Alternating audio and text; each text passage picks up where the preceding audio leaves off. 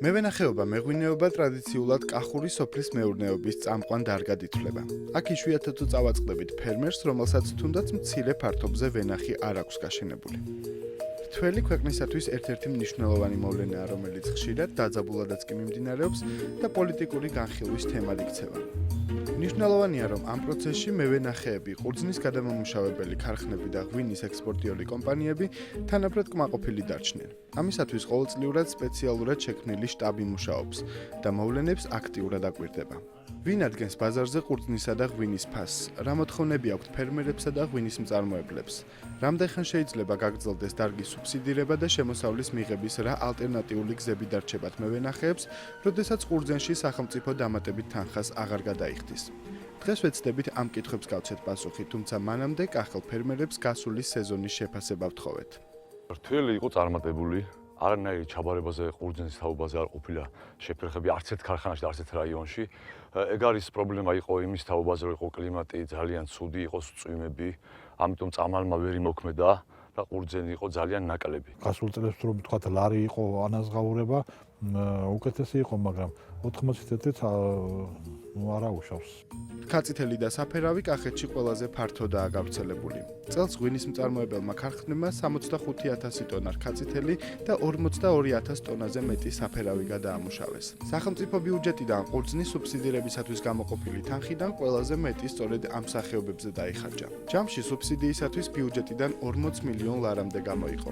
ექსპერტები აღნიშნავენ, რომ მუდმივი ფინანსური ინექცია როგორც დარგისათვის, ისე ეკონომიკისათვის წამგებიანია და სახელმწიფო ამ პროცესიდან მალე უნდა გამოვიდეს. ალბათ მომავალ წლებში ნელ-ნელა შემცირდება სუბსიდიის ოდენობა, მით უმეტეს რომ ექსპორტის მაჩვენებლებიც გვაძლევს იმის საშუალებას, რომ ნაკლები ჩარევა არის საჭირო, თუმცა ამის შესახებ გადაწყვეტილებას მაინც მიიღებს მთავრობა.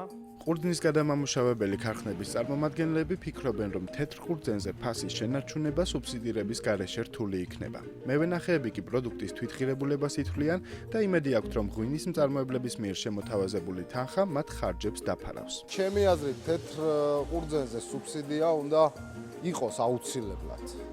და წითელი ღვინოები მაინც უფრო მეტი წილი ექსპორტზე გადის და წითელ ღვინოებს უფრო არ გაუჭირდება ჩაბარება ვიდრე თეთრს. ფასს ახლა ბაზარი არეგულირებს, მოთხოვნადი იქნება თუ არა ეს პროდუქტი იმის მიხედვით, მაგრამ თუ სუბსიდია აღარ იქნება, საერთოდ მევენახეს გაუჭირდება ყურძნის მოყვანა. ეს იმხელა თანხებს უკავშირდება ხო ტექნიკა, სასუქები, ეს ხამქიმიკატი, რომ უკვე ის კილო ყურძენი ვეღარ ძავს რა, აი ამ სიტუაციას.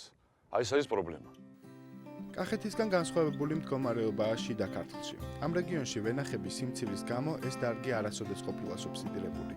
ქართველი მევენახეების უმეტესობამ გადაწყვიტა თავად გახდეს მეღვინე და მოწეული ყურძენი საოჯახო მარანში დაწუროს. მათი პროდუქტი ძირითადად ტურისტებზეა გათვლილი.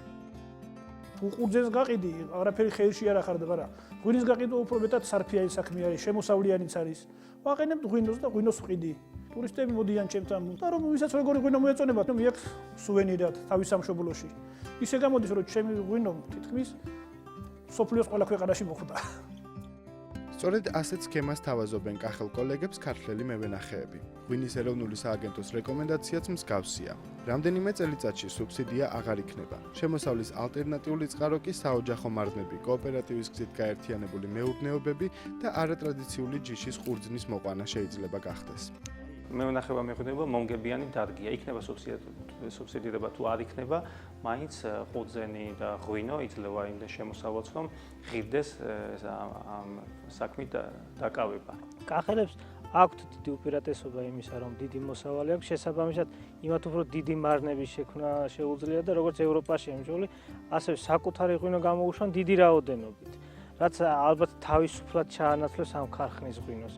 სუბსიდიის შესაძლო შემცირებასა და შეწყვეტას კახელი მევენახეები უკვე ეგუებიან, თუმცა სახელმწიფოსგან სანაცვლოდ სხვა ფორმის ხელშეწყობას ითხოვენ. მცენარეთა მოვლის საშუალებების ხარისხის კონტროლი და ინფრასტრუქტურის გაუმჯობესება მათი მთავარი მოთხოვნაა. ბრიტანული საქველმოქმედო ორგანიზაცია Oxfam-ის საქართველოს წარმომადგენლობა ამ საკითხებთან დაკავშირებით სულ მალე მეღვინეობის ფორუმს გამართავს, სადაც დარგში დასაქმებული და გადაწყვეტილების მიმღები პირები არსებულ პრობლემებს განიხილავენ. რამდენად ეფექტურად გაგრძელდება მევენახეობის მხარდაჭერა საქართველოში, ამას მომავალი წლების რთველი შედეგი გვიჩვენებს.